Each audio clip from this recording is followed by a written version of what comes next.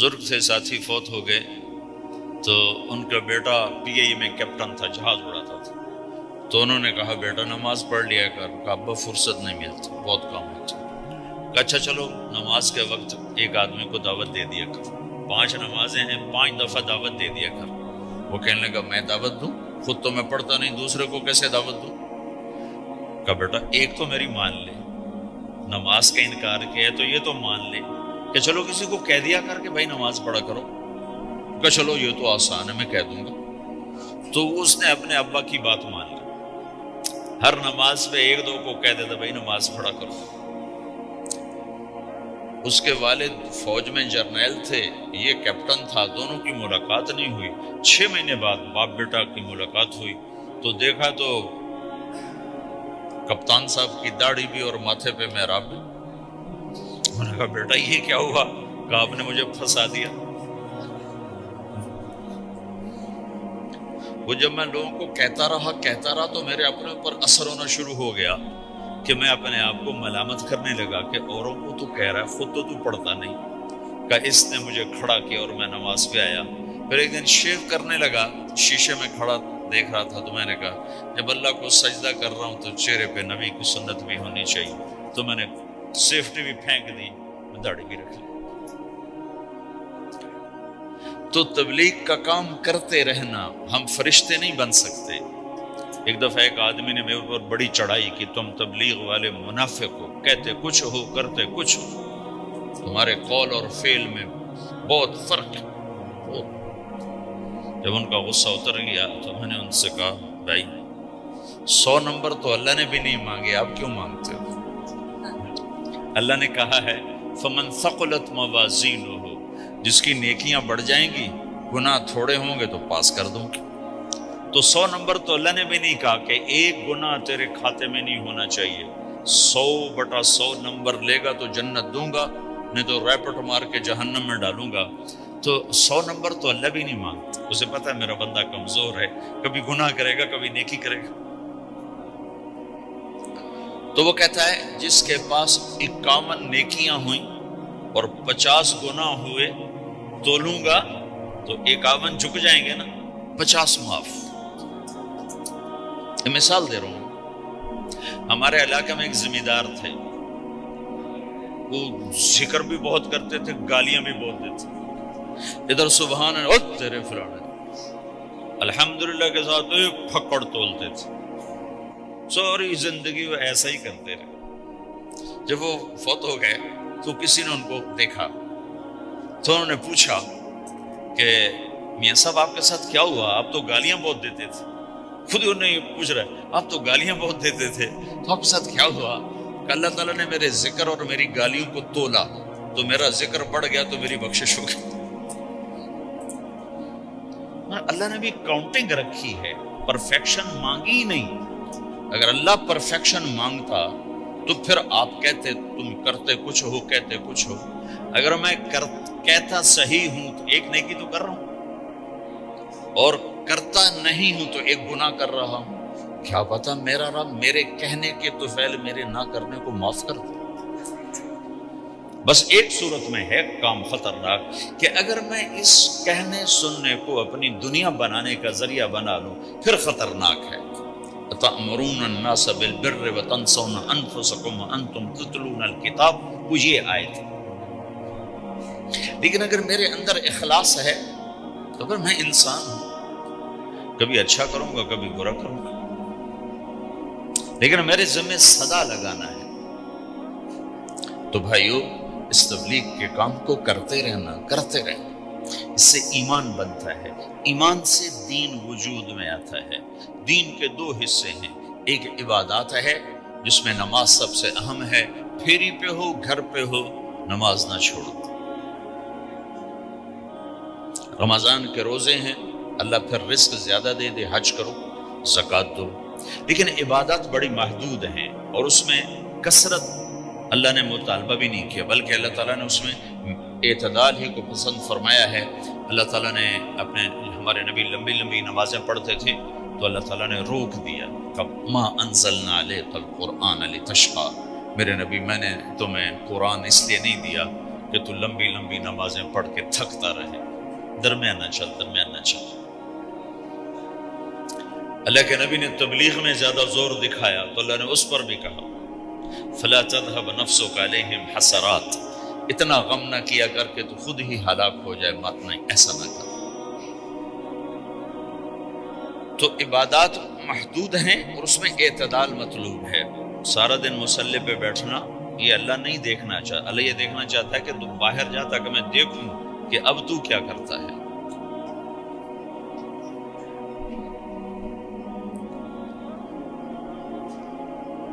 دوسرا حصہ اس کا اخلاقیات ہے، آپس کی معاشرت ہے۔ دین جو اثر انداز ہوتا ہے وہ معاشرت سے اثر انداز ہوتا ہے، عبادت سے نہیں، عبادات سے نہیں۔ عبادت تو مسجد کے اندر ہے یا مصلی پر گھر کے اندر ہے، روزہ اندر کی چیز ہے، حج بیت اللہ میں ہے، زکوٰۃ مسلمان کو دی جاتی ہے۔ تو دنیا میں دین پھیلنے کے لیے اور اپنوں کو دین کے قریب کرنے کے لیے جو سب سے بڑا عمل ہے وہ بھائیو اچھے اخلاق ہے۔ یہ دوسرا حصہ میں آج بیان کرنا چاہتا ہوں۔ اللہ کے نبی نے فرمایا ایو عُرَى الاسلام اوثق، مجھے بتاؤ اسلام کا سب سے مضبوط عمل کیا ہے؟ تو صحابہ نے کہا الجہاد، یا رسول اللہ جہاد۔ اسلام کا سب سے مضبوط عمل کیا ہے؟ صحابہ نے کہا جہاد۔ تو آپ نے کہا وحسن وما هو به، ہاں جہاد بہت اچھا عمل ہے لیکن سب سے بڑا عمل نہیں ہے، سب سے مضبوط عمل نہیں ہے۔ انہوں نے کہا جی الصلاۃ، نماز۔ تو آپ نے کہا ہاں وحسنۃ وما هي بها، نماز بھی بہت اچھی چیز ہے لیکن وہ نہیں جو میں پوچھ رہا ہوں، سب سے اعلیٰ، سب سے اوپر، سب سے مضبوط نہیں۔ انہوں نے کہا جی الحج، حج۔ تو آپ نے کہا حج بھی بہت اچھا عمل ہے لیکن وہ نہیں جو میں نے پوچھا ہے۔ پھر صحابہ نے کہا جی روزہ، آپ کا روزہ بھی بہت اچھا ہے لیکن وہ نہیں جو میں نے پوچھا ہے۔ تو پھر صحابہ نے کہا یا رسول اللہ پھر آپ ہی بتائیں، ہمیں تو نہیں پتا۔ تو ہمارے نبی عبادات سے اوپر لا رہے ہیں، اپنے ساتھیوں کو عبادات پہ قائم کر دیا۔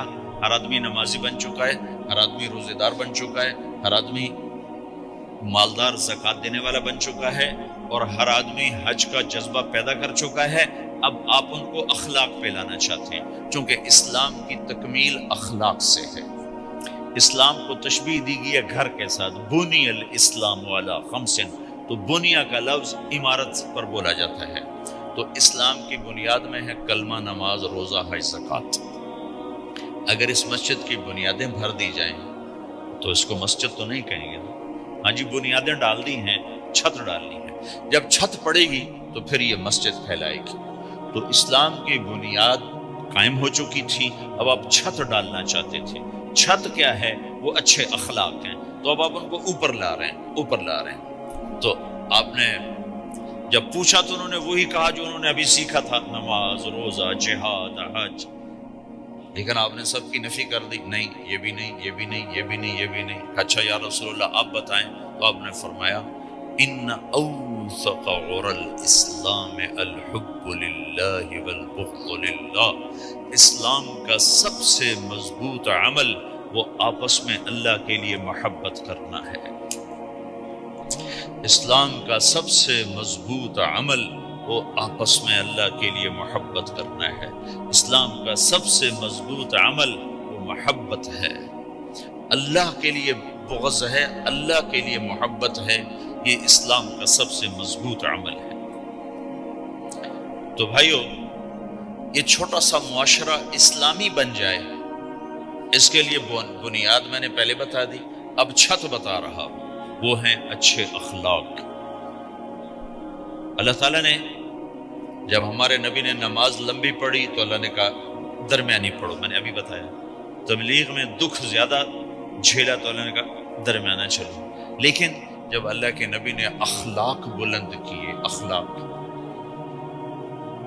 تو اس پر بھی اللہ تعالیٰ فرماتا میرے نبی ذرا اتنا نرم نہ ہو، تھوڑا سا سختی دکھا، آنکھیں دکھا۔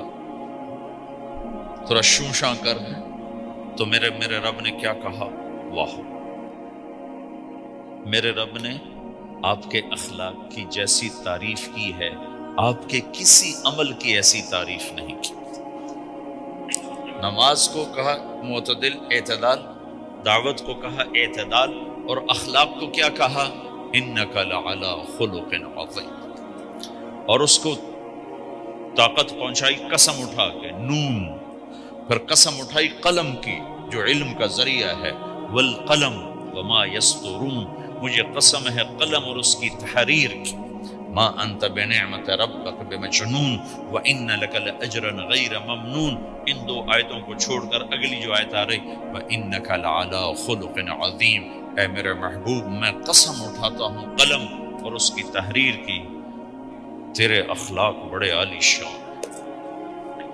یہ نہیں کہا تیرے اخلاق بڑے عالی ہیں، انک لعلی، علا، علا کا یہاں بہت عظیم الشان کردار ہے۔ علا یہ بتا رہا ہے کہ اے میرے نبی، جتنے اخلاق تصور کیے جا سکتے ہیں وہ سب تیرے تابع ہو چکے ہیں، اور تو ان پہ سوار ہو چکا ہے، تو ان پہ چھا چکا ہے۔ علا چھا جانے کے لیے ہوتا ہے کہ تمام اخلاق تیرے غلام ہو چکے ہیں۔ ایک دفعہ آپ نے فرمایا اچھے اخلاق 360 قسم، 360 قسم، 360 صفات کا مجموعہ اچھے اخلاق۔ کوئی ایک صفت کسی کو مل گئی تو جنت میں چلا جائے گا۔ تو ابو بکر رضی اللہ عنہ سامنے بیٹھے تھے، کہنے لگے یا رسول اللہ افی منہا شیء، ان 360 میں کوئی میرے اندر بھی کچھ ہے؟ تو آپ نے کہا تیرے اندر سارے کا سارا، کوئی کمی کوئی دور ہے۔ یہ آپ نے اور کسی کو نہیں کہا، صرف آپ نے یہ ابو بکر سے فرمایا کہ ابو بکر تیرے اندر پورے اخلاق 360۔ تو بھائیو، آپس کی محبت اور اچھے اخلاق یہ اسلام کا سب سے چوٹی کا سبق، سب سے اعلیٰ درجے کا سبق۔ اب ایک حدیث میں جو حدیث جبریل کہلاتی ہے، وہ انسانی شکل میں آ کر پوچھتے ہیں یا رسول اللہ اسلام کیا ہے؟ تو آپ کہتے ہیں کلمہ، نماز، روزہ، حج، زکوٰۃ، یہ اسلام۔ یہی سوال اب آخری حج کا موقع آ چکا ہے، اب اسلام 9 سال آگے، 10 سال آگے جا چکا ہے اور اس کی شکل مکمل ہو چکی ہے۔ تو عمر بن عبسہ رضی اللہ تعالیٰ عنہ یہ آخری حج کے موقع پر آپ سے ملتے ہیں اور آ کر یہ آپ سے پوچھتے ہیں یا رسول اللہ مل اسلام؟ سوال ایک ہے، مل اسلام؟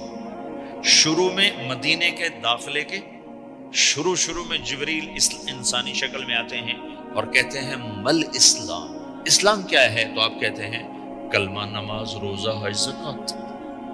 اب یہی سوال 10 سال کے بعد یا 9 سال کے بعد عمر بن عبسہ کہتے ہیں یا رسول اللہ مل اسلام، اسلام کیا ہے؟ تو اب جواب سنو، آپ نے فرمایا اطعام الطعام وطیب الکلام، میٹھا بول بولنا اور کھانا کھلانا۔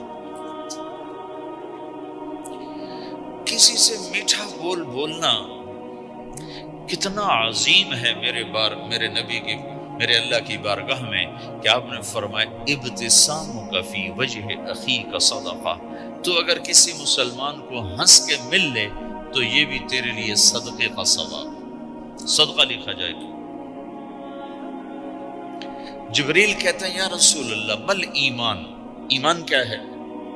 تو آپ فرماتے ہیں اللہ کو ماننا، فرشتوں کو ماننا، نبیوں کو ماننا، کتابوں کو ماننا، تقدیر کو ماننا، موت کے بعد کی زندگی کا اقرار کرنا، ان تؤمن باللہ وملائکتہ وکتبہ ورسلہ وبالبعث بعد الموت، یہ ہے ابتدائی جواب۔ اب یہی سوال عمر بن عبسہ کرتے ہیں 9 سال کے بعد، یا رسول اللہ مل ایمان، ایمان کیا ہے؟ تو آپ نے فرمایا الصبر والسماحہ، صبر کرنا، معاف کرنا۔ سوال ایک ہے، جواب 2 ہیں، کیوں کہ جگہ اور نوعیت بدل چکی ہے۔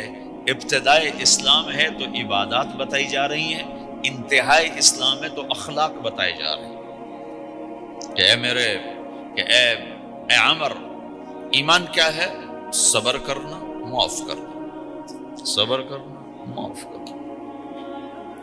تو بھائیو، جو ہمارا معاشرہ بنے گا اسلامی، گھر میں باہر، وہ بنے گا اچھا۔